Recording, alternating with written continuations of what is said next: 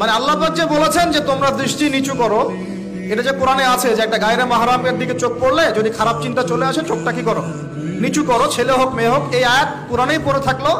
চক্ষু নিচু করো তো দূরের কথা, চোখে চোখ রেখে এখন কিস করতেছে মনে করে,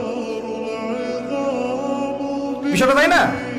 আল্লাহ পাক কোরআনে বলছেন, আল্লাহ পাক কোরআনে বলেছেন ওয়ালা তাকরাবা হাযিহিশ শাজারা। একটু বোঝার চেষ্টা করেন, এই কথাটা আল্লাহ পাক বলেছেন আমাদের পিতা এবং মাতাকে, আদম আলাইহিস সালাম এবং হাওয়া আলাইহিস সালামকে। দেখো তোমরা জান্নাতের সব জায়গায় ঘোরো, খাও, কোনো সমস্যা নাই।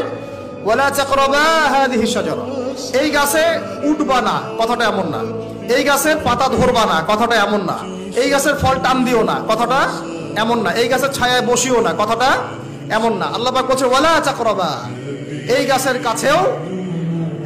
কাছেও, আরো জোরে বলেন, এই গাছের কাছেও যেও না। ফল খাওয়া তো দূরের কথা, গাছে উঠা তো দূরের কথা, গাছের নিচে বসা তো দূরের কথা, কাছেও সেম কথা আল্লাহ পাক সূরা বনী ইসরাঈলের মধ্যে বলছেন ওয়ালা তাকরাবুজ